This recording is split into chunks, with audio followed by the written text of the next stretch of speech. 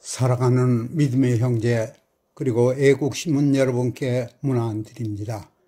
세계의 이목이 쏠린 것은 단지 미국 대통령의 누가 되느냐가 아니고 마지막 때의 선과 악의 싸움이며 인류에게 생사가 달린 중대한 영향을 미칠 선거이기 때문이다. 인류에게 다시 한번 기회를 주셔서 새 질서가 회복되느냐 아니면 인류의 종말 심판과 극심한 환란으로 가느냐의 갈림길이라고 말씀드렸다. 미 대선의 결과는 인류에게 엄청난 영향을 준다. 미국의 개표 중계를 보니 점점 트럼프가 열세로 몰린다. 하나님, 이제 인류를 버리시나이까? 아비규환의 인류에 대한 다른 방법은 없으시나이까? 깊은 두려움과 인류가 겪을 것을 생각하니 마음이 쓰리고 두렵고 절망 가운데 잠이 들었다. 선명한 계시인데 멀리서 대형 비행기를 따라 소형 비행기가 좌우로 세 대씩 대칭으로 경합 비행하며 따라온다. 가까이 보니 큰 비행기가 청색인데 누군가 부르라고 한다. 그런데 그때까지 불안하고 두려웠던 마음이 신기하게도 두려움이 싹 사라지며 평화와 기쁨으로 바뀐다. 참으로 신기하다. 아침에 눈을 떠 검색을 해보니 캠브리지 잉글리시 딕셔너리에서 정의라는 의미라고 한다. 3시간 후에 트럼프 대통령의 성명을 들었다. 내용은 정의가 불의에 승복할 수 없다는 내용이다. 역시 정도를 걷는구나 라고 생각했다. 인류에게 다시 한번 기회를 주시는 희망이 보인다.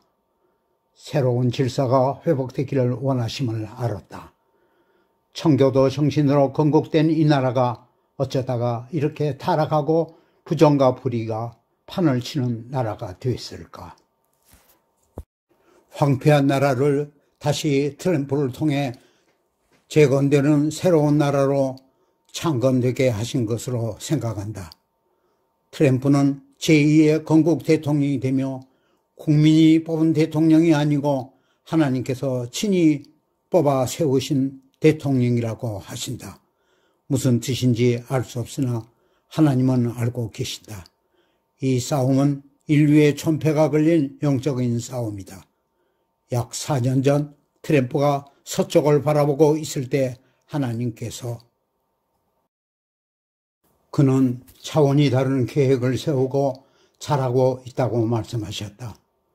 우리들의 조상의 땅 고조선에 거대한 국가를 세워주실 터인데 트럼프가 그곳으로 우리를 인도할 것이다. 미국에 조지 워싱턴이 있었다면 한국에는 이승만이 있었다. 한미 군사 상호 방위 조약은 귀찮아서 해준 재벌과 구멍가게 가는 협약과 같이 당신은 생각했을 것이다. 그렇지만 이거는 이승만을 통해 원대하시는 하나님의 계획이다. 아무도 한미 동맹 관계를 깨지 못할 것이다. 월남전에서 같이 피를 흘렸다. 일본이 어쩌고 저쩌고 하지만 우리가 꼭 기억할 일은 이 나라는 미국 선교사에 의해 복음이 받아지며 문명이 받아진 나라이다. 영적으로 믿음의 형제 나라이다. 미국의 참전도 믿음의 형제가 결정적인 요인으로 밝혀지고 있다. 또 하나의 공통점이 있다면 주일 새벽에 진주만이 일본의 기습을 받았고 우리도 주일 새벽에 북한의 기습을 받았다. 차이가 있다면 태평양 전쟁은 3년 9개월인 반면 6.25는 아직도 계속되고 있다.